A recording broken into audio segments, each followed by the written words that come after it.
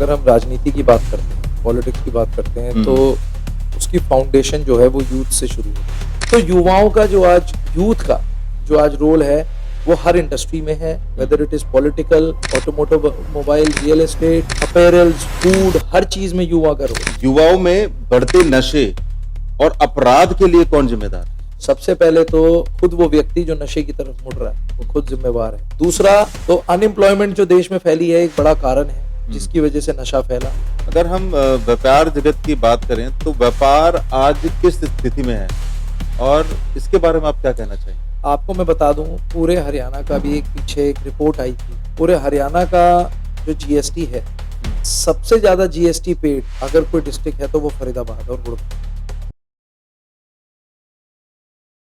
Hello viewers and subscribers, मैं रविंद्र शर्मा आपका talk with Ravindra Sharma show में बहुत बहुत स्वागत करता हूं।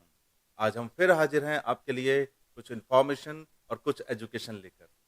आज का एजुकेशन और इन्फॉर्मेशन का टॉपिक हमारा राजनीति होगा और हमारे साथ आज हमारे स्टूडियो में नितिन सिंगला जी मौजूद हैं, जो कि प्रवक्ता हरियाणा प्रदेश कांग्रेस कमेटी और जिला अध्यक्ष यूथ कांग्रेस फरीदाबाद से हैं। मैं अपने व्यूअर्स और सब्सक्राइबर्स से हमेशा रिक्वेस्ट करता हूं, अगर हम अपनी वीडियोस के जरिए आपको कोई भी एजुकेशन, कोई भी इंफॉर्मेशन ऐसी दे पा रहे हैं जिससे आपको नॉलेज मिले, तो मेरा सभी व्यूअर्स एंड हमारे सब्सक्राइबर से रिक्वेस्ट है कि आप ये वीडियो कम से कम किसी एक ऐसे व्यूअर्स तक भेजें जो इसे देखें और सब्सक्राइब करें, ताकि हम उनको भी इन वीडियोस के जरिए कोई ना कोई एजुकेशन, अच्छी एजुकेशन दे पाएं और भविष्य में हम आपके लिए और बड़े बड़े ऐसे गेस्ट ला पाएं जो आपको इंफॉर्मेशन और एजुकेशन दे सकें। नितिन जी, बहुत बहुत स्वागत है आपका इस शो में। नितिन जी, शो को शुरू करने से पहले सबसे पहले हमारे व्यूअर्स आपके बारे में कुछ जानना चाहेंगे कि आपकी फैमिली में कौन है, आपकी एजुकेशन कहाँ से हुई है? देखिए, सबसे पहले तो मैं आपके जो ये नया माध्यम आपने शुरू करा, टॉक विद रविंदर, और जिस यूट्यूब चैनल के माध्यम से जो आप लोगों के बीच में एक जागृति पेश करने का जो काम कर रहे हैं, एक अच्छे प्रोफेशंस को दिखाने का जो काम कर रहे हैं, मैं भी उससे बहुत प्रभावित हुआ और उससे प्रभावित होकर आज आपके इस चैनल से जुड़ने का कार्य किया। जहाँ तक एजुकेशन और परिवार की बात है, मैं नितिन कुमार सिंगला, मेरे पिता श्री लखन कुमार सिंगला जी, उनसे मेरी पहचान है और मेरी एजुकेशन दिल्ली यूनिवर्सिटी से प्लस IILM से मैंने ग्रेजुएशन करी है, BCom honours plus BSc honours in accounting and finance. इसी के साथ साथ UPSC की तैयारी करी 2 साल लगातार, लेकिन उसमें सफलता प्राप्त नहीं हो पाई और शादी को हुए करीब 12 साल हो चुके हैं और 2 बच्चे हैं, एक 10 साल की बिटिया है, एक 8 साल का बेटा है और सुखमय जीवन जी रहे हैं। बहुत बहुत बढ़िया नितिन जी। नितिन जी, अब जैसे कि हम आगे आपसे कुछ सवाल हमारे व्यूवर्स के हैं, सब्सक्राइबर्स के हैं, कुछ मेरे सवाल हैं, उन सवालों को आपसे हम आज पूछेंगे और अपने सारे व्यूवर्स को ये नॉलेज दे पाएंगे कि राजनीति में क्या क्या चल रहा है, कैसे कैसे चल रहा है, जो आप हमें बता पाएंगे। तो सबसे पहले मैं आपसे जानना चाहूंगा कि यूथ का देश की राजनीति में हो रहे बदलाव में क्या योगदान है? देखिए, सबसे पहली बात तो अगर हम राजनीति की बात करते हैं, पॉलिटिक्स की बात करते हैं, तो उसकी फाउंडेशन जो है वो यूथ से शुरू होती है। कोई भी अपने राजनीतिक जीवन की शुरुआत करता है तो उसके अंदर वो प्रेरणा जो है राजनीति में आने की, वो अपने युवा समय में ही शुरू होती है। और आपने देखा होगा कि जैसे लोग कॉलेज की राजनीति से शुरुआत करते हैं, फिर यूथ कांग्रेस या यूथ बीजेपी या प्रेसिडेंशियल आम आदमी चुनाव पार्टी होते की हैं, यूथ है, उसके प्रेसिडेंशियल चुनाव होते हैं, उसमें जाते हैं नेशनल पार्टीज के। उसके बाद में लोग सीनियर विंग में जाते हैं। तो मुझे लगता है कि हर संस्था का, चाहे वो राजनीतिक संस्था हो, चाहे वो गैर राजनीतिक संस्था हो, हर संस्था की जो फाउंडेशन है, रीढ़ की हड्डी है, वो युवाओं से ही शुरू होती है। युवाओं का जोश और बुजुर्गों का तजुर्बा, एक एक्सपीरियंस मिलकर जो मिश्रण है वो इसमें काम करता है। और आज जो राजनीति के अंदर युवाओं के जो मायने हैं वो बहुत जरूरी हैं। इस देश के अंदर युवा ही तय करते हैं। हम आज 2025 में बैठे हैं और देश एक बहुत जागृत देश है, बहुत अवेयर हैं लोग, अपनी पावर्स को लेकर, अपनी वोट की पावर को लेके इलेक्ट्रॉनिक मीडिया के ऊपर लोग बहुत जागरूक हैं, सोशल मीडिया के ऊपर बहुत जागरूक हैं। लोग जानते हैं कि हर लिखी हुई बात, हर कही हुई बात का क्या प्रभाव है। आज राजनीति के अंदर जो मायने बदल रहे हैं वो ये मायने बदल रहे हैं कि महिलाएं, खासतौर पे युवा महिलाएं बहुत बढ़ चढ़ के आगे आ रही हैं और युवाओं के रूप में आज महिलाएं भी अपने आप को इसमें शामिल कर रही हैं अपने व्यूज रखने में। पहले एक समय होता था जब महिलाएं अपनी बात रखने से थोड़ा सा हिचकती थी या परिवार से उस तरीके की लिबर्टी, उस तरीके की उन्हें उस लोकतांत्रिक प्रक्रिया के अंदर शामिल होने की जो एक इंडिपेंडेंस नहीं मिलती थी। आज वो समय नहीं रहा है। अब वो समय नहीं रहा। अब वो समय नहीं रहा। अब युवा आगे आ रहे हैं बेसिकली। युवा आगे आ रहे हैं। हर छोटे से बड़े मुद्दे पर युवा अपनी बात रखते हैं। आज आप देश के अंदर किसी भी प्रधानमंत्री से लेके कॉर्पोरेटर तक, नीचे तक, सरपंच तक, अगर कोई कुछ भी करता है, अच्छा करता है तो, बुरा करता है तो, उसके ऊपर युवा अपनी बात रखते हैं, अपनी टिप्पणी उसके ऊपर जरूर रखते हैं, अपना ओपिनियन रखते हैं। और वो ओपिनियन ही आज देखिए 90% जो राजनीतिक संस्थाएं हैं वो भी आज सर्वे के आधार पे चलने लगी। सर्वे कौन करता है? अब देखिए देश के अंदर जब जब चुनाव होते हैं उस चुनाव के अंदर सबसे पहले जितनी भी राजनीतिक पार्टियां होती हैं वो ये देखती हैं कि इन बीते 5 वर्षों में 18 साल से जो नए वोटर जुड़े हैं 18 साल प्लस के, वो कितने % युवा हैं। तो हर 5 साल के अंदर 25 से 30 लाख युवा हर 5 साल में बढ़ जाते हैं जो मतदान करने जाते हैं। तो उनका निर्णय और वो किसको वोट करते हैं, सबसे रोचक बात यह है, आप युवा का दिमाग अगर पढ़ लें कि युवा किसकी तरफ ज्यादा झुक रहा है और किन मुद्दों पे जा रहा है, तो वो राजनीति के सबसे बड़े मायने हैं जो युवा आज तय कर रहे हैं। और वो वोट, वो फैसला, वो ओपिनियन आज सारी संस्थाएं, आप देखिए हम राजनीति को छोड़ के अगर हम बात करते हैं अपैरल इंडस्ट्री की, कपड़ों की, तो एक सर्वे चलाया जाता है कि आखिर युवा क्या ज्यादा पहन रहे हैं, ट्रेंड में क्या है। हम बात करते हैं गाड़ियों की, ऑटोमोबाइल इंडस्ट्री की, तो देखते हैं कि युवा किस गाड़ी की तरफ ज्यादा इंक्लाइंड है, कौन सी ऐसी सर्विसेज हैं जो गाड़ियों में वो पसंद कर रहे हैं। तो युवाओं का जो आज यूथ का जो आज रोल है वो हर इंडस्ट्री में है, whether it is political, automobile, real estate, apparels, food, हर चीज में युवा का रोल है। और यही वजह है कि राजनीति में भी अब सबसे आगे आ रहे हैं। बिल्कुल। और राजनीति के अंदर तो इतने जागरूक हो चुके हैं कि पहले जो हमारा लिंगाबूथ होता था जिसके अंदर, जिसे हम कहते हैं जेंडर रेशियो, जेंडर रेशियो के अंदर पहले एक समय होता था कि 65 और 35 का रेशियो होता था। आज हम लोग 52 और 48 के पास पहुंच चुके हैं। आज महिलाओं की भागीदारी भी इतनी बढ़ चुकी है जितनी पुरुष की है।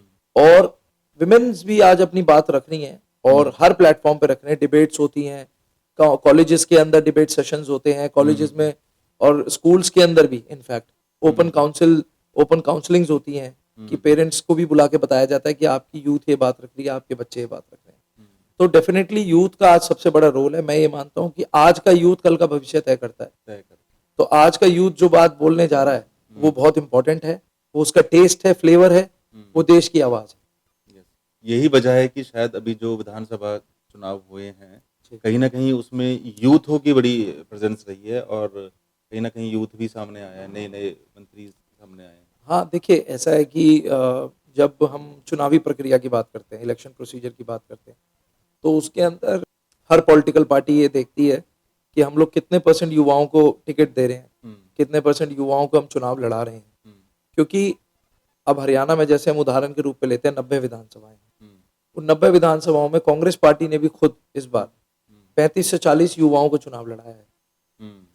और उसका सबसे बड़ा कारण है कि जब यूथ चुनाव लड़ता है तो यूथ उससे कनेक्ट करता है और वो ये समझता है कि ये हमारी बात आने वाले समय में उस प्लेटफॉर्म पे रखेगा। कोई पार्षद बनता है तो वो नगर निगम के अंदर रखता है, कोई विधायक बनता है तो वो विधानसभा में रखता है, कोई सांसद बनता है तो वो लोकसभा में रखता है, कोई राज्यसभा में रखता है। तो यूथ अपने आप को कनेक्टेड फील करता है क्योंकि जो आज एज ए यूथ मेरा टेस्ट होगा वो इस देश की 35% से 40% आबादी का टेस्ट होगा और आने वाली जनरेशन भी उसी के साथ चल रही है। तो विधानसभा चुनाव में भी यूथ का वोट, पार्टीज का सिलेक्शन यूथ को लेकर बहुत इंपॉर्टेंट है। मेरा तो यही अपील है कि पार्टीज करती आई हैं लेकिन और ज्यादा यूथ को एनरोल करना चाहिए, और ज्यादा यूथ को बढ़ावा देना चाहिए, यूथ को ज्यादा से ज्यादा आगे रखना चाहिए। हमारे सीनियर नेताओं का, बड़े बुजुर्गों का, उनका ओपिनियन, उनका एक्सपीरियंस, उनका मार्गदर्शन के बगैर कुछ नहीं हो सकता। लेकिन एक गाड़ी को चलाने के लिए जैसे 4 पहियों की जरूरत होती है, तो उसमें एक बड़ा पहिया अहम पहिए के रूप में काम करता है यूथ। तो मुझे लगता है कि यूथ इस विधानसभा चुनाव में पीछे जो गए हैं उसमें यूथ का बड़ा रोल था। हमारी भी अपनी एक यूनिट थी फरीदाबाद यूथ कांग्रेस की, उसमें 26-27 हजार करीब यूथ हमारे साथ एनरोल्ड था। उसने सारी विधानसभाओं में अपने बढ़ चढ़ के मेहनत की और यूथ ने कनेक्ट करके पार्टी के साथ भी काम किया। लेकिन ठीक है, जो रिजल्ट आया वो एक्सेप्टेड है। अब आने वाले समय में और हम लोग कोशिश करेंगे कि यूथ को सबसे ज्यादा जोड़ के रखें। यही होता है कि एक बार सीखने के बाद और ज्यादा से मेहनत करें और ज्यादा हाँ से जी, हर बार कुछ ना कुछ सीखने को मिलता है। बिल्कुल बिल्कुल यही नितिन जी, मेरा ना अगला सवाल आपसे यूथ को ही लेकर है कि यूथ के लिए रोजगार व व्यापार में बढ़ावा देने के बारे में आप क्या बोलेंगे? देखिए, बेसिकली किसी भी इकोनॉमी को चलाने के लिए उस इकोनॉमी की जो बैकबोन है हम्म, वो है employment generation. yes, it's a vicious cycle.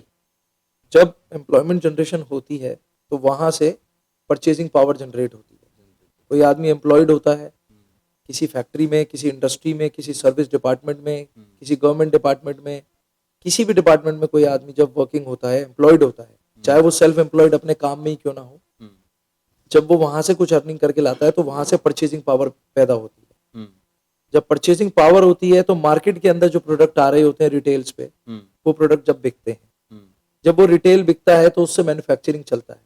Manufacturing चलता है तो उससे कनेक्टेड जो उसमें वर्कर हैं, डेली वेज वर्कर्स हैं या उससे रिलेटेड स्टाफ है, उससे उनका घर चलता है। घर चलता और जो इस सारे प्रोसीजर के अंदर टैक्सेशन पॉलिसीज हैं, उससे देश का इंफ्रास्ट्रक्चर खड़ा होता है। तो मुझे ये लगता है कि आज के समय में सबसे पहले सरकार का पहला जो दायित्व होना चाहिए वो एम्प्लॉयमेंट जनरेशन का होना चाहिए।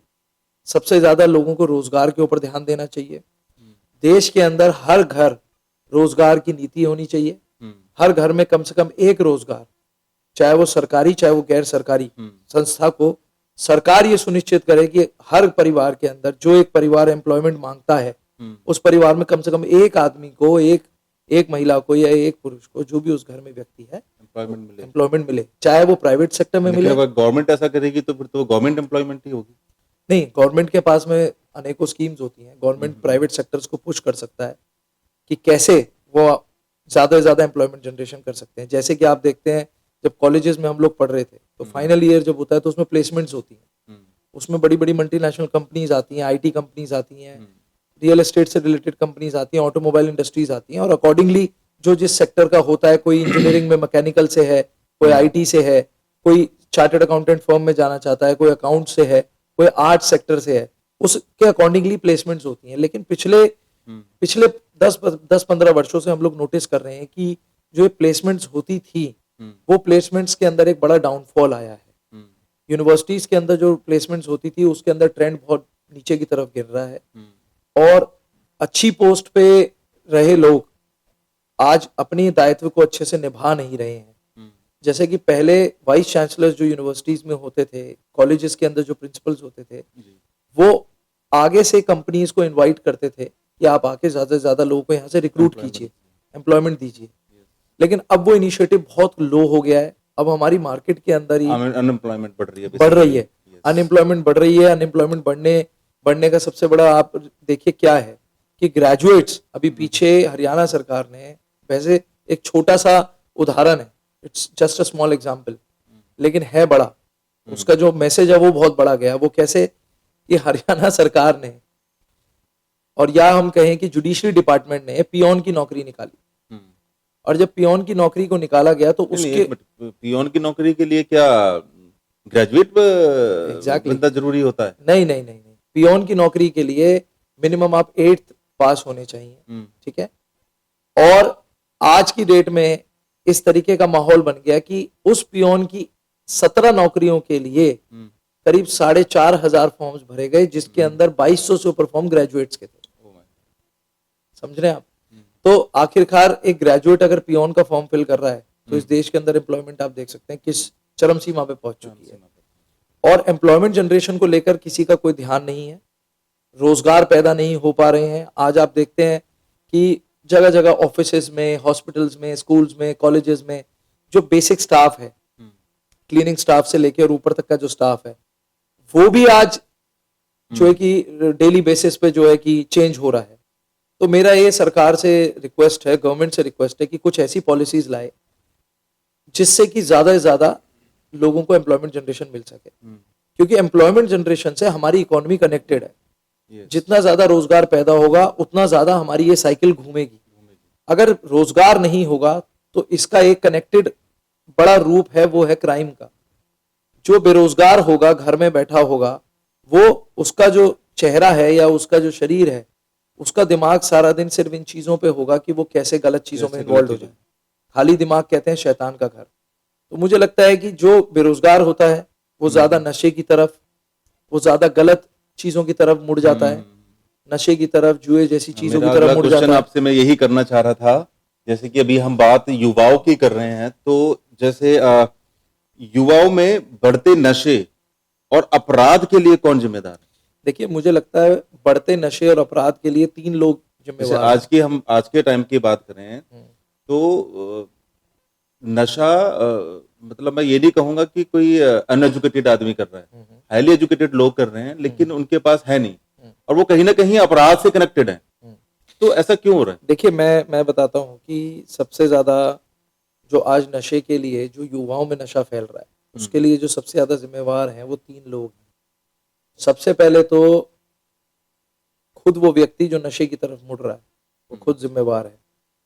दूसरा, जो बेरोजगारी दर आज बढ़ी है देश के अंदर, अगर आदमी रोजगार होगा, उसके पास सुबह 9 से 6 की वो नौकरी पे जाएगा, तो उसके पास शायद समय नहीं होगा इन चीजों के लिए।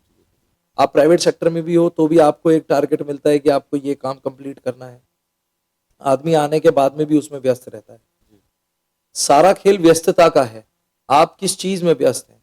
क्या आप अपने काम में व्यस्त हैं? अगर आप अपने काम में व्यस्त नहीं है तो आदमी गलत चीजों में व्यस्त हो जाता है। तो अनएम्प्लॉयमेंट जो देश में फैली है एक बड़ा कारण है जिसकी वजह से नशा फैला।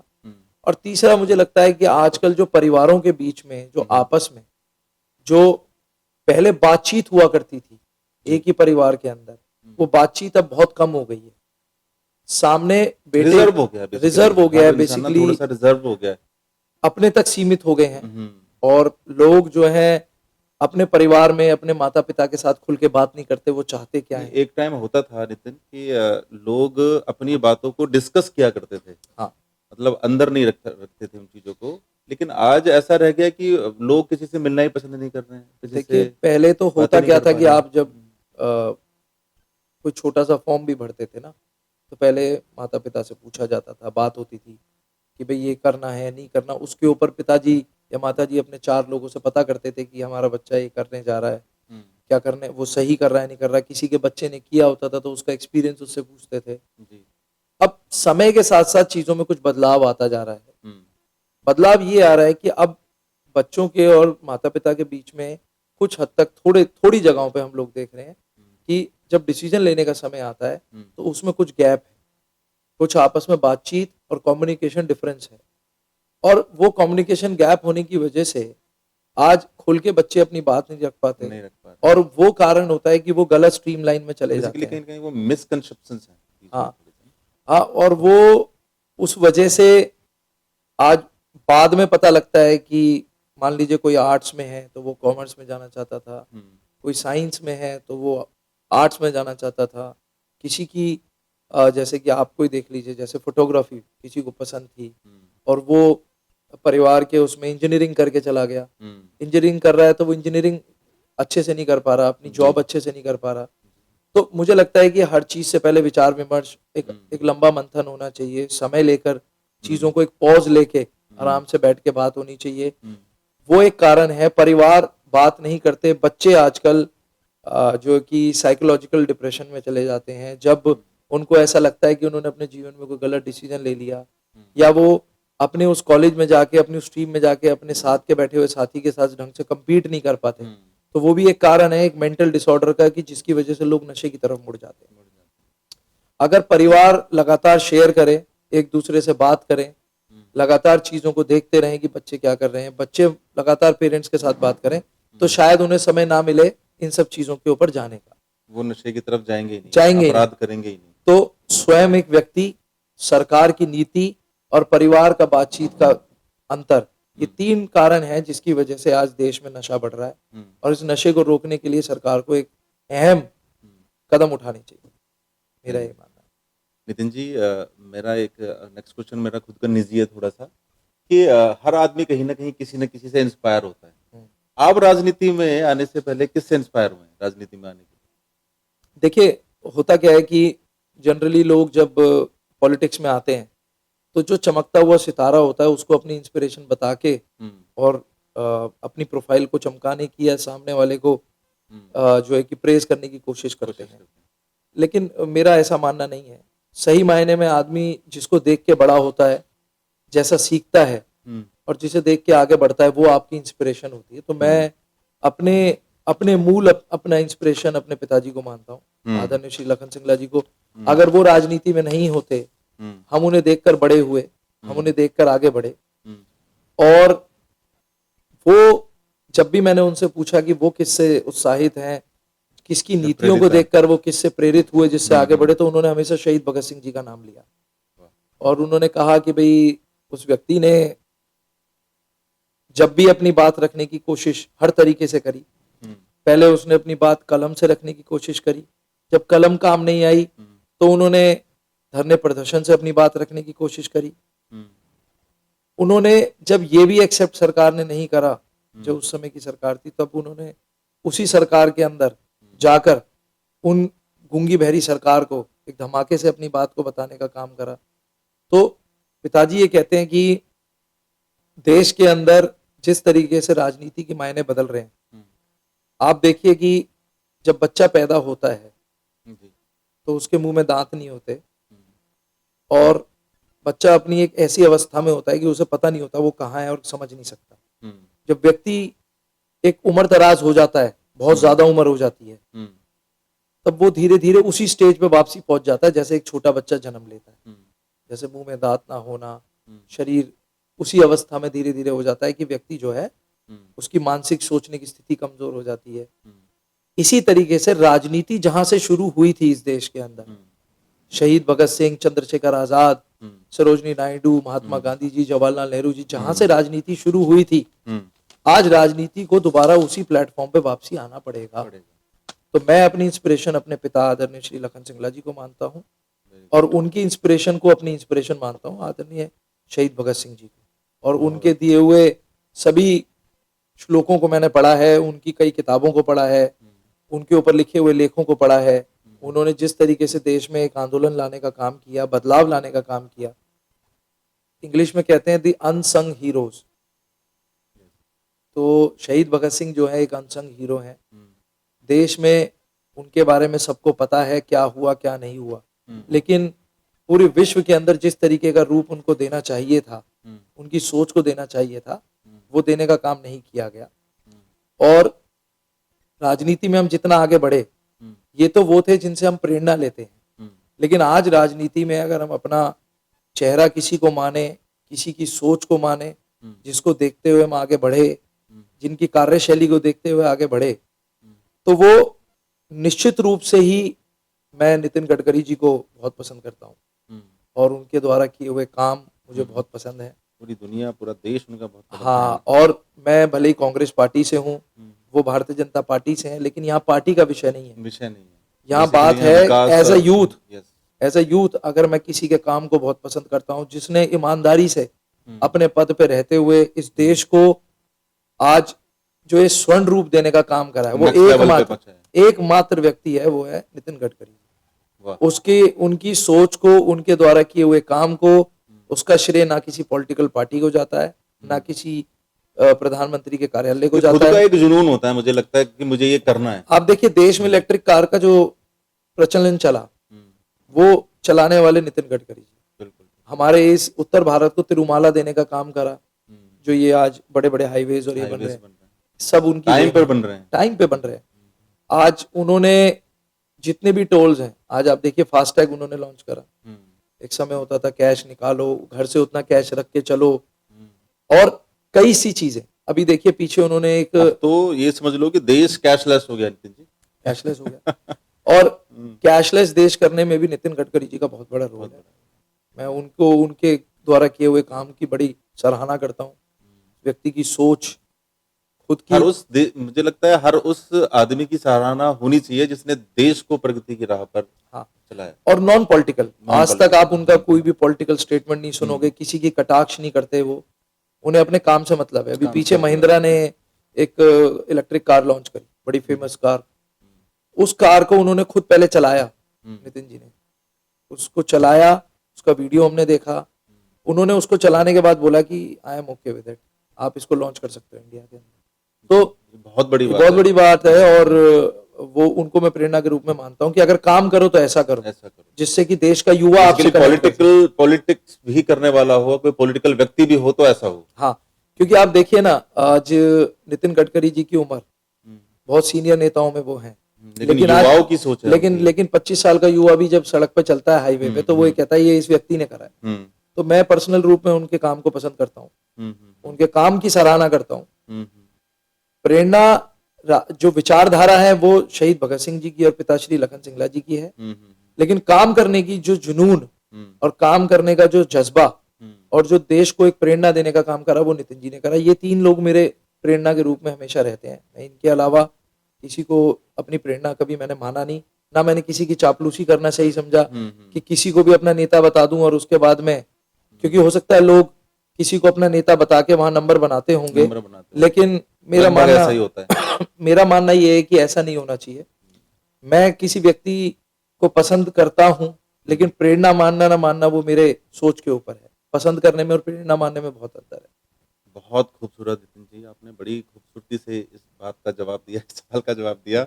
लेकिन अभी अब पॉलिटिकल अगर हम बात कर रहे हैं तो मैं एक अभी हाल ही में हुए एक सर्वे के आधार पर प्रस्तुत रिपोर्ट में हाल ही में हुए विधानसभा के आए रिजल्ट पर 57% हरियाणा की जनता शॉक्ड है। उस पर आप क्या कहेंगे? देखिए, मैंने भी वो कहीं ना कहीं लोग शॉक्ड हैं कि रिजल्ट को लेकर या और बहुत सारी चीजों को लेकर, इस पर आपकी क्या प्रतिक्रिया है? देखिए, क्या होता था कि जब हम लोग इस चुनावी प्रक्रिया को आज से 20-21 साल पहले जब मैं कॉलेज में पढ़ता था, तब हम लोग जब इस प्रक्रिया को जब देखते थे, सुनते थे, तो हमें लगता था कि जैसा हमने अपने सिविक्स की बुक्स में पढ़ा था, तो हमें लगता था कि ठीक है, पार्लियामेंट्री सिस्टम है और डेमोक्रेटिक सिस्टम है। विश्व की सबसे बड़ी लोकतांत्रिक अगर कोई प्रक्रिया है तो वो भारत की है, और विश्व की सबसे बड़ी डेमोक्रेटिक कंट्री इसे कहा जाता है। तो मुझे ये लगता था कि शायद जो ये प्रक्रिया अपनाई जाती है चुनाव की, वो बिल्कुल डेमोक्रेटिक और फेयर है, इसके अंदर किसी तरीके का कोई गलत काम नहीं हो सकता। लेकिन कहते हैं ना कि जब तक आदमी खुद, जब तक आजमा ना ले चीजों को, जब तक उसका अंतिम निर्णय सामने नहीं आता। तो हमने कई चुनाव देखे, परिवार में कई चुनाव हुए, नगर निगम के हुए, विधानसभा के 3 चुनाव हो गए। तो कई बार हमने देखा कि जो रिजल्ट आया हमने उसको एक्सेप्ट भी करा, लेकिन जो ये सर्वे आया है, इस सर्वे में बिल्कुल सच्चाई है।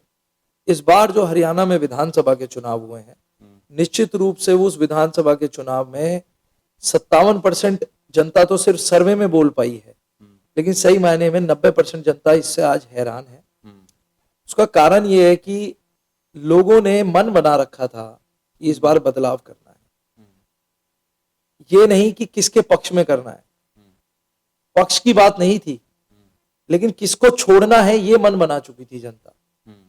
जनता ने हरियाणा में ये मन बना लिया था कि इस बार चाहे कुछ भी हो जाए, हम हरियाणा के अंदर सत्ता बदल के रहेंगे, बदलाव लेके आएंगे, क्योंकि हरियाणा का विकास का पहिया रुका हुआ था। और जिस तरीके से मुख्यमंत्री का बदलाव हुआ इसी मार्च 2024 के अंदर, 11 मार्च 2024 को मुख्यमंत्री को बदला गया, मनोहर लाल खट्टर जी को। उस समय हरियाणा की जनता ने मोहर लगा दी थी इस बात पे कि सब कुछ ठीक नहीं है प्रदेश के अंदर। तो जो इस बार रिजल्ट आया, आप जनरल सर्वे में किसी भी 100 लोगों से पूछेंगे कि आपने अपना वोट किसको दिया था, तो 90 आदमी, 80 आदमी, 75 आदमी ये कहते हैं हमने कांग्रेस को वोट दिया था या हमने अन्य किसी और पार्टी को दिया था। लेकिन जब वो रिजल्ट सामने आता है तो रिजल्ट कुछ और होता है। हालांकि जब भी हारने वाला व्यक्ति इस बात को रखता है तो सामने से सोशल मीडिया पे ये लिखा जाता है कि हारने के बाद में ईवीएम के लिए आप को हमेशा टारगेट बनाया जाता है, लेकिन ऐसा नहीं है। एक संयोजित रूप से एक प्रक्रिया, एक पॉलिसी के तहत एक प्लानिंग के तहत चीज़ों को अमला जमे कराया गया, सिरे चढ़ाया गया। और उस प्लानिंग के अंदर जितनी भी अर्बन सीट्स थी, मेरा खुला आरोप है इस बात का कि जितनी भी अर्बन सीट शहरी क्षेत्र थे, उसके अंदर जितने भी वोटर्स के जो वोट थे उनको डाइवर्ट किया गया। और इस चीज से निराश होकर कई उम्मीदवार हाई कोर्ट में, सुप्रीम कोर्ट में गए हैं और उसके ऊपर वीवीपैट की मशीन्स को दोबारा रिकाउंटिंग के लिए अप्लाई किया गया है। उसके ऊपर अवेटेड है कि निर्णय कब आएगा। जनता भी इंतजार कर रही है माननीय कोर्ट इस चीज को कैसे और क्या फैसला देती है। तो ये भी आना है। 57% जनता जो आज आश्चर्यचकित है। हमारी कोर्ट के अंदर, इस प्रक्रिया के अंदर, जुडिशरी के अंदर हमारा पूरा भरोसा है, हम उस पर पूरा फेथ है हमारा। हमें इस बात का पूरा भरोसा है कि जुडिशरी फेयर करेगी। और जब कोई रिजल्ट सामने आएगा तो आप देखिएगा जनता का जो 57% का जो आश्चर्यचकित होने वाला जो निर्णय है, ये इससे ज्यादा निकल के आएगा, क्योंकि निश्चित ही ये रिजल्ट गलत आया है इस बार 2024 के अंदर। Very good Nitin ji. तो नेक्स्ट क्वेश्चन भी मेरा इसी से मिलता जुलता है नितिन जी। नितिन जी, आप एक जिम्मेदार नागरिक के रूप में फरीदाबाद में बदलाव के क्या सुझाव देंगे? देखिए, सबसे पहले तो मैं आपको बता दूं, फरीदाबाद एक सेंट्रली लोकेटेड डिस्ट्रिक्ट है। फरीदाबाद एक ऐसा शहर है जो नेशनल कैपिटल रीजन एनसीआर का हिस्सा है। और फरीदाबाद पूरे एशिया के अंदर इंडस्ट्री का सबसे बड़ा हब हुआ करता था। ऑटोमोबाइल इंडस्ट्रीज यहाँ पे पूरे देश के अंदर, यहाँ तक कि चाइना तक से ज्यादा ऑटोमोबाइल इंडस्ट्रीज हमारे इंडिया में अगर कहीं थी तो वो यहाँ पर थी, फरीदाबाद एशिया का सबसे बड़ा इंडस्ट्रियल हब था। यहीं पे लोकोमोटिव प्रोडक्ट पार्ट्स बनते थे, सारे यहीं पे बनते थे। तो लेकिन धीरे धीरे जैसे जैसे समय गुजरा, पता नहीं क्या पॉलिसीज रही सरकार की, धीरे धीरे जितनी भी कंपनीज थी बड़ी, वो यहाँ से एग्जिट कर गई, यहाँ से पलायन कर गई और फरीदाबाद छोड़ के कोई हिमाचल तो उसका भी कहीं ना कहीं रीजन पॉलिटिक्स ही रही है या फिर वो कंपनीज खुद ही? पॉलिटिक्स तो नहीं कहूंगा, लेकिन पॉलिसीज रही हैं। पॉलिसीज गलत है। यहाँ से हिमाचल के बद्दी में शिफ्ट हुई, छत्तीसगढ़ के रायपुर में शिफ्ट हुई इंडस्ट्री, और इंडस्ट्री यहाँ से जयपुर शिफ्ट हुई। लेकिन आखिरकार क्या कारण थे, वो उसके ऊपर सरकार को काम करना चाहिए और फरीदाबाद को आज एक नए पथ पे चलना चाहिए। फरीदाबाद के अंदर आज इंफ्रास्ट्रक्चर की बहुत कमी है। आज फरीदाबाद का जितना यूथ है, आप देखिए, आज हमारे पास गुड़गांव, नोएडा, दिल्ली के बीच में फरीदाबाद के होते हुए भी उस तरीके से फरीदाबाद का विकास नहीं हो पाया जिस तरीके से फरीदाबाद का होना चाहिए। आज यहाँ पर गिनती के 2 या 3 मॉल्स हैं, उनमें भी कुछ चलते हैं, कुछ नहीं चलते हैं। कुछ तो बनने के बाद ही बनने के बाद बंद हो गए।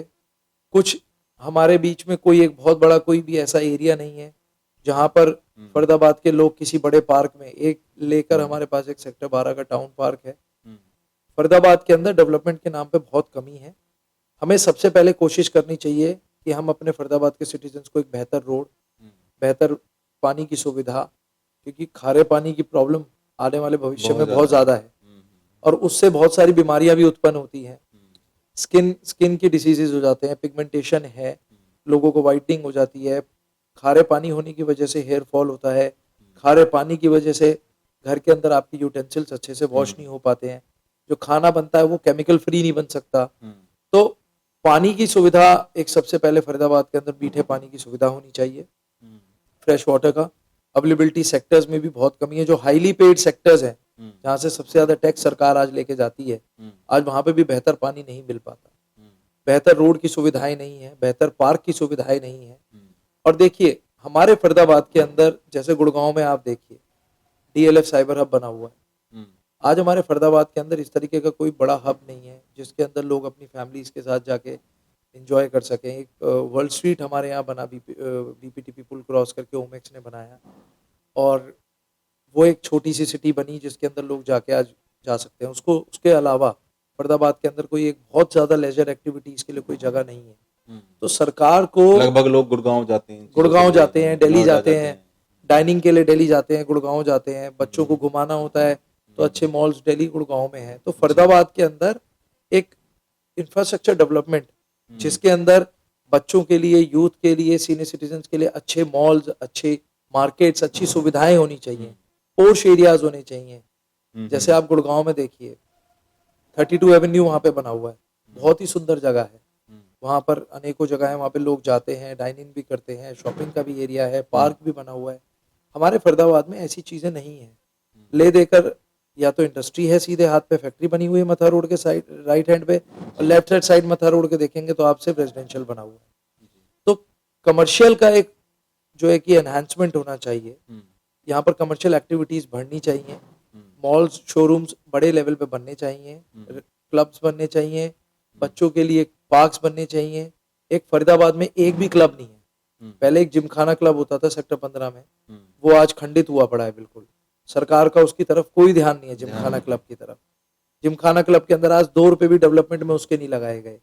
तो सरकार या तो उसको सेक्टर 15 के जिमखाना क्लब को, सेक्टर 21 के जिमखाना क्लब को, दोनों बिल्कुल खत्म हुए पड़े हैं। या तो उन्हें रेनोवेट करे, रेनोवेट ना कर सके तो पीपीपी बेसिस पे किसी अच्छी कंपनी को, किसी अच्छी हॉस्पिटैलिटी इंडस्ट्री को दे दे। फरीदाबाद में एक बड़ा क्लब होना चाहिए, हेल्थ क्लब होना चाहिए लोगों के लिए, वो नहीं है। तो फरीदाबाद का विकास बहुत जरूरी है, वो अभी रुका हुआ है। और मैं आशा करता हूं कि सरकार अब बदली है, तो नए मुख्यमंत्री बने हैं, तो शायद वो इसकी तरफ कुछ अगर ध्यान दें तो फरीदाबाद का विकास हो सके। जी ये मेरा नितिन अनुरोध है। नितिन जी, आपने अगर व्यापार जगत की बात करी है तो मैं व्यापारियों के लिए ही आपसे पूछना चाहूंगा। अगर हम व्यापार जगत की बात करें तो व्यापार आज किस स्थिति में है और इसके बारे में आप क्या कहना चाहेंगे? देखिए, आपको मैं बता दूं, पूरे हरियाणा का भी एक पीछे एक रिपोर्ट आई थी। पूरे हरियाणा का जो जीएसटी है, हम्म, सबसे ज्यादा जीएसटी पेड अगर कोई डिस्ट्रिक्ट है तो वो फरीदाबाद और गुड़गांव। जी जितना फरीदाबाद और गुड़गांव को मिला के जीएसटी जाता है, it is comparative to whole Haryana. एक तरफ ये दोनों है और बाकी तरफ पूरा हरियाणा है। हम्म, तो मेरा ये मानना है कि जितना यहाँ से टैक्स जा रहा है, हम्म, व्यापारी जितना टैक्स पे कर रहा है, हम्म, जितना एक सिंपल कंज्यूमर पे कर रहा है, हम्म, उस हिसाब से व्यापार को बढ़ावा नहीं दिया जा रहा। हम्म, हमें व्यापारियों के लिए सबसे पहले तो सुरक्षा की सुविधाएं देनी चाहिए। देनी चाहिए। आज सिक्योरिटी का सबसे बड़ा इशू है। जी व्यापारी को आज घर से 1,50,000 रुपए कैश लाने में और दुकान से घर ले जाने में भी डर लगता है। हम्म, हाल ही में कई ऐसे हादसे हुए हैं जिसमें व्यापारी अपने घर जा रहे हैं या दुकान से घर आ रहे हैं या घर से दुकान जा रहे हैं, तो उनके साथ में छीना झपटी हुई है, कईयों के साथ और भी संगीन हादसे हुए हैं। तो सबसे पहले सरकार को जो है यहाँ पे सुरक्षा का बहुत बड़ा आज मुद्दा है, व्यापारियों की सुरक्षा का। सरकार व्यापारियों को सुरक्षा दे हम्म, और जितनी ज्यादा हो सके उनको एक ऐसा माहौल पैदा करके दे जिसके अंदर व्यापार यहाँ बढ़ सके। हम्म, दूसरा, आप देखिए, आज व्यापारियों के लिए सबसे बड़ा जो मुद्दा है वो पार्किंग का मुद्दा है। चाहे वो छोटा व्यापारी है चाहे बड़ा व्यापारी है, हम्म, आज एक छोटा दुकानदार है, चाहे वो चार्टर्ड अकाउंटेंट है, चाहे वो एक बड़ा शोरूम ओनर है, चाहे कोई भी व्यापारी है, हम्म, कहीं पे भी कोई अगर इंडस्ट्री भी लगा के बैठा है, हम्म, लेकिन पार्किंग फरीदाबाद के अंदर नहीं बनाई गई। हम्म। जो हुड्डा ने सेक्टर्स काटे, जो उसमें कमर्शियल बनाए, उनकी आपने जैसे अभी वॉल स्ट्रीट की बात की, हाँ वॉल स्ट्रीट में बहुत बड़ा इशू है पार्किंग। बहुत बड़ा इशू है। अब बिल्डर्स को भी मैं ये रिक्वेस्ट करना चाहूंगा कि अग्रिम भविष्य में वो जितनी भी जगहें आप वो डेवलप करें, उसमें पार्किंग की सुविधा ज्यादा दें। और सरकार ये सुनिश्चित करे कि जो चेंज ऑफ लैंड यूज की पॉलिसी है उनकी, उस पॉलिसी के अंदर पार्किंग के लिए एफएआर ज्यादा रखें, चाहे वो बेसमेंट में रखें, फ्लोर वाइज रखें। आजकल मल्टी लेवल पार्किंग इतनी चल रही है, मल्टी लेवल पार्किंग फरीदाबाद में कहीं पे भी नहीं है। सरकार को हर एरिया में जहां पर ज्यादा फुटफॉल है लोगों का, वहां पे व्यापारी का व्यापार बढ़ाने के लिए जब तक पार्किंग नहीं होगी, घर से कोई अगर परचेजिंग और शॉपिंग करने के लिए निकला है और उसको अपनी गाड़ी खड़ी करने के लिए जगह नहीं है, मोटरसाइकिल खड़ी करने के लिए जगह नहीं है, तो वो आगे चला जाएगा। जी यही सुविधाएं दिल्ली में, गुड़गांव में, बेहतर जगहों पे पार्किंग की आज सबसे ज्यादा है। और पार्किंग की तरफ ध्यान देना चाहिए, सिक्योरिटी की तरफ ध्यान देना चाहिए व्यापारियों के लिए। दूसरा, सरकार को कोशिश ये करनी चाहिए कि जीएसटी के नॉर्म्स के अंदर कुछ रिलैक्सेशन देना चाहिए। अभी पीछे एक कंफ्यूजन था, एक छोटा सा कंफ्यूजन भले ही था वो कि कैरेमल पॉपकॉर्न को लेके बड़ा मजाक उड़ रहा था फाइनेंस मिनिस्टर का, लेकिन देखिए आज जीएसटी के अंदर भी बहुत सारी कंफ्यूजन्स है। उन कंफ्यूजन्स को सरकार को खत्म करना चाहिए। लगातार जितना भी बिजनेस सेक्टर है, व्यापारी हैं, चार्टर्ड अकाउंटेंट्स हैं, उन लोगों के साथ में उनके साथ बैठ के डिस्कशन करके पॉलिसी में उनके सुझाव इंक्लूड करने चाहिए जी और उसके अकॉर्डिंगली बजट में आना चाहिए। जी पहले होता था इंक्लूसिव बजट, अब एक्सक्लूसिव बजट आता है। एक्सक्लूसिव होता है, राइट। इंक्लूसिव बजट ये होता था कि वो एक इंक्लूसिव ग्रोथ की तरफ बढ़ता था। सारी मल्टीनेशनल कंपनीज हैं, जितने भी सोशल ग्रुप्स हैं, जितने भी बिजनेस मैन हैं, उनसे सबसे सुझाव लिए जाते थे। अगर रियल एस्टेट की पॉलिसी बनती थी तो रियल एस्टेट के बड़े बड़े ग्रुप से पूछा जाता था। मैन्युफैक्चरिंग में जाते थे तो उनसे पूछा जाता था, ऑटोमोबाइल में जाते थे तो उनसे पूछा जाता था। लेकिन अब वो इंक्लूसिव अप्रोच जो है वो खत्म हो चुकी है। सरकार को आने वाले समय में व्यापारियों को बजट बनाने से पहले, पॉलिसीज बनाने से पहले, जीएसटी के नॉर्म्स में रिलैक्सेशन देने से पहले इंक्लूसिव अप्रोच को यूज करना चाहिए, सबको साथ लेके चलना चाहिए। और जब तक साथ लेके नहीं चलेंगे, जब तक व्यापारी कॉन्फिडेंट फील नहीं करेगा। ये मेरा आपसे बहुत खूबसूरत नितिन जी, बहुत बढ़िया से आपने ये सारे जवाब दिए। लेकिन नितिन जी, जैसा कि आप ना नितिन जी, आप भी एक पॉलिटिक्स फैमिली से संबंध रखते हैं और कहीं ना कहीं पॉलिटिक्स में परिवारवाद बहुत होता है, तो आप अपने आप को परिवारवाद से कैसे अलग रखते हैं? देखिए, बहुत सालों से इस परिवारवाद के ऊपर बात चल रही है, लेकिन सही मायने में इस परिवारवाद को जिन लोगों ने शुरू किया था, आज उन्होंने ही बढ़ावा दे रखा है। और उन लोगों ने इस परिवारवाद के मुद्दे को खड़ा किया था, लेकिन परिवारवाद के मुद्दे को उस पॉलिटिकल पार्टी ने ही खुद अपनी पार्टी में बढ़ावा दिया। मैं उसका नाम नहीं लेना चाहूंगा, सभी लोग जानते हैं। लेकिन मैं अगर स्वयं की बात करूं तो मेरा ये मानना है कि राजनीति के अंदर हर आदमी को मौका मिलना चाहिए। परिवारवाद नहीं, अवसरवादी होना चाहिए, और अवसरवादी होने में कोई बुराई नहीं है। व्यक्ति को अपॉर्चुनिस्ट होने में कोई बुराई नहीं है। अपॉर्चुनिटी मिले तो उसे लेना अपॉर्चुनिटी मिले और वो उसके लायक है तो उसे वो काम करना चाहिए। और अगर कोई व्यक्ति, कहते हैं ना कि अगर सुनार को सोने की परख नहीं है तो वो सुनार किस बात का जी, वो क्या करेगा उस दुकान पर। इसी तरीके से राजनीति में भी उस व्यक्ति को जाना चाहिए, चाहे वो राजनीतिक परिवार से ही क्यों ना हो, जिसके अंदर कैपेबिलिटी हो, उस परिवार के नाम को, उसकी लिगेसी को आगे बढ़ाने का दम हो, लोगों के बीच में रहने की बात हो, उनकी सुनने की क्षमता हो, उनके काम करने की क्षमता हो। तो मुझे लगता है कि परिवारवाद के दो मायने हैं, एक है थोपा हुआ, एक है लोगों का अपनाया हुआ। जो थोपा हुआ होता है वो परिवारवाद की सही डेफिनेशन है, और जो अपनाया हुआ होता है वो एक आम आदमी भी हो सकता है। तो किसी के ऊपर थोपना नहीं चाहिए। आज की डेट में देखिए, कुछ लोग ऐसे हैं जो अपने परिवार का, अपने पिता का, अपने चाचा का, अपने किसी का भी नाम इस्तेमाल करके पॉलिटिकल पार्टियों में है और उनका नाम इस्तेमाल करके आज लोग आगे बढ़ने की कोशिश कर रहे हैं। कई बड़े नेता भी हैं पीछे, महाराष्ट्र का उदाहरण जैसे मैं आपको दूं। लेकिन उनकी पहचान क्या है? जब भी वो कहीं जाते हैं तो यही बोला जाता है, फलाने के बेटे हैं, उसके भतीजे हैं। तो आदमी को अपने मूल, अपनी फाउंडेशन को कभी नहीं भूलना चाहिए, क्योंकि जिस दिन आप अपनी फाउंडेशन को भूल गए, उस दिन आपके मायने समाज में खत्म हो जाएंगे। आप कितने भी बड़े बन जाओ, लेकिन आपकी विचारधारा वहीं से शुरू होती है जहां से आपने जन्म लिया था। तो परिवारवाद एक होता है थोपा हुआ, एक होता है लोगों का अपनाया हुआ। कई बार लोग एक बड़े मुख्यमंत्री या बड़े सांसद या बड़े विधायक या बड़े किसी और परिवार का भी बेटा सफल नहीं हो पाता, लेकिन एक किसान का लड़का सफल हो जाता है, एक व्यापारी का बेटा सफल हो जाता है। अब जैसे मैं अपने पिता श्री लखन सिंगला जी की बात करूं, वो किसी राजनीतिक परिवार से हम लोग नहीं है, ना हमारे परिवार में कोई राजनीति करता था। पिता श्री लखन सिंगला जी ने राजनीति 1990 में शुरू करी। वो 94 में पहली बार नगर निगम का चुनाव लड़े और हरियाणा के सबसे कम युवा पार्षद बन के आए वो। और उन्होंने अपने कार्यकाल के अंदर बहुत काम ऐसे करे, विकास कार्य, जो आज तक रिपेयर भी नहीं हो पाए। तो वहां से एक प्रेरणा उन्हें लगी कि वो लोगों के काम कर सकते हैं। वो एक परिवार से नहीं थे, किसी राजनीतिक परिवार से नहीं थे। हमारे दादाजी जो एक आड़त की दुकान पे राशन की दुकान चलाते थे ओल्ड में, और कोई राजनीतिक इतिहास नहीं था हमारे परिवार का। पिताजी की रुचि थी तो वो उससे आगे बढ़े। एक अग्रवाल परिवार से, एक कहते हैं ना देसी भाषा में बनिए का बच्चा, एक दुकान से उठ के राजनीति में गया, तो वो एक प्रेरणा की बात थी सिर्फ। तो उसके बाद हम आए, हमें अपने पिताजी से प्रेरणा मिली, हम कोशिश कर रहे हैं कि उनकी सोच को आगे बढ़ाने का काम करें। अगर हम उसमें सफल होंगे तो आगे बढ़ेंगे, और अगर सफल नहीं होंगे तो जनता के ऊपर थोपा हुआ नहीं कहलाया जा सकता। लोगों का अपनाया हुआ होना चाहिए, लोगों की पसंद होनी चाहिए, लोग आपकी विचारधारा से मेल खाने चाहिए। और जब तक आपकी सोच, आपकी थिंकिंग लोगों से मैच नहीं करेगी, चाहे आप प्रधानमंत्री के भी बेटे क्यों ना हो, आपको कोई लोग पसंद नहीं करेंगे। और ऐसा हुआ है, देश के अंदर बड़े राजनीतिक घर ऐसे हैं जिनकी औलादों को, जिनके भतीजों को लोगों ने दरकिनार किया है, उन्हें नापसंद किया है उनके व्यवहार की वजह से।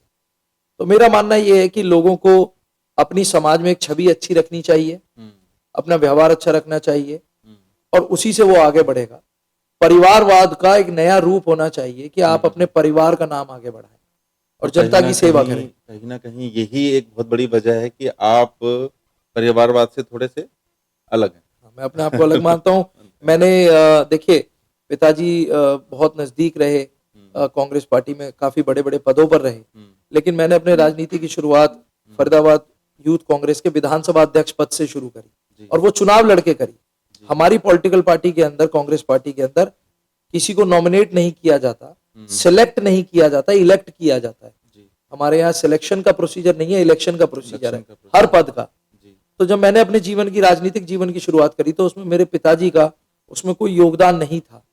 उनका नाम है, उनकी पहचान है, जिसकी वजह से मैं वहां तक पहुंचा जरूर, लेकिन जब चुनावी प्रक्रिया में उतरा तो वो लोगों से जो वोट मिला, उस वोट की वजह से चुनाव जीत के मैं पहली बार विधानसभा अध्यक्ष बना। 2012 में, फिर 16 में बना, फिर उसके बाद मैं 2021 के अंदर जिले का अध्यक्ष बना पूरे फरीदाबाद यूथ कांग्रेस का। उसके बाद कांग्रेस पार्टी ने प्रदेश का प्रवक्ता बनाया मुझे। मैं नेशनल चैनल्स पे बाइलैंग्वेज डिबेट्स के लिए जाता हूँ। पार्टी के अंदर बहुत कम ऐसे स्पोक्स पर्सन है जो दोनों लैंग्वेजेस के अंदर बड़े चैनल्स पर डिबेट करते हैं।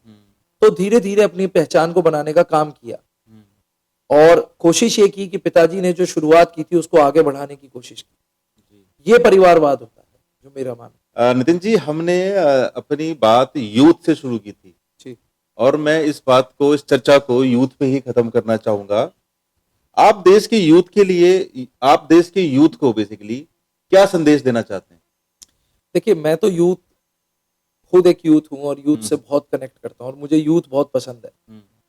मैं तो कहीं भी किसी युवा को, किसी परिवार को, किसी जोड़े को, किसी भाई को, दोस्तों को, ग्रुप में, सर्कल में कहीं बैठा उठता जाता देखता हूँ तो बहुत खुशी होती है कि देश में युवा आगे बढ़ रहे हैं। मैं सिर्फ एक ही बात कहूंगा यूथ को कि वो अपने मन की बात सुने, ना कि औरों के मन की बात सुने। बहुत सुन ली औरों के मन की बात, अब समय आ चुका कि हम अपने मन की बात सुने, और अपने मन की बात सुनकर, खुद के मन की बात सुनकर निर्णय करें कि देश कहाँ आगे बढ़ेगा। और मुझे लगता है कि जो एजुकेटेड वर्ग है देश का, जो युवा है, उसको ये धर्म, जाति, इन सब चीजों से आगे बढ़कर ये एक मूल सिद्धांत हो सकते हैं, लेकिन हमें देश के विकास के पथ पे आगे बढ़ने वाले लोगों को सलाम करना चाहिए। ऐसे लोगों को हम फॉलो करें जो देश को विकास के पथ पे ला रहे हैं। हम लड़ाई झगड़े, दंगे, फसाद, इन सब चीजों से बचें, और कोशिश ये करें कि कोई भी देश में, कोई भी एक छोटा सा कोई प्रोफेसर भी, कोई किसी भी छोटी सी पॉलिटिकल पार्टी का नेता भी, चाहे वो पश्चिम बंगाल में बैठे सीपीआई का ही नेता क्यों ना हो, चाहे वो केरला में बैठे हुए किसी छोटी पॉलिटिकल पार्टी का ही क्यों ना हो, यूपी के अंदर किसी एक विधायक वाली पार्टी का ही क्यों ना हो, अगर किसी ने कोई अच्छा कदम उठाया है तो यूथ को उस अच्छे कदम की सराहना करनी चाहिए, उससे कनेक्ट करना चाहिए। और जो स्टार्टअप देश में जो शुरू हुआ था, उस स्टार्टअप को और बढ़ावा दें, ज्यादा से ज्यादा बिजनेस करें, ज्यादा से ज्यादा अच्छी कंपनीज में काम करें, अपने परिवार को खूब बढ़ाएं आगे। मैं तो यही आशा करता हूँ युवाओं से। नितिन जी, आपका बहुत बहुत धन्यवाद। पहले तो मैं ये कहूंगा कि हमारी बात तो काफी टाइम से हो रही थी, लेकिन कहीं ना कहीं समय आज हमें मिल पाया आपसे, और अपने इतनी खूबसूरत तरीके से आपने हमारे सब्सक्राइबर्स को, हमारे व्यूवर्स को राजनीति की कुछ बातें समझाने में उनकी मदद की। बिल्कुल। और मैं आशा करता हूं कि आप सब लोगों को बहुत एक इंफॉर्मेशन मिली होगी, एजुकेशन मिली होगी इस चैनल के माध्यम से। नितिन जी, आपका बहुत बहुत धन्यवाद। बहुत बहुत धन्यवाद सर। Thank you.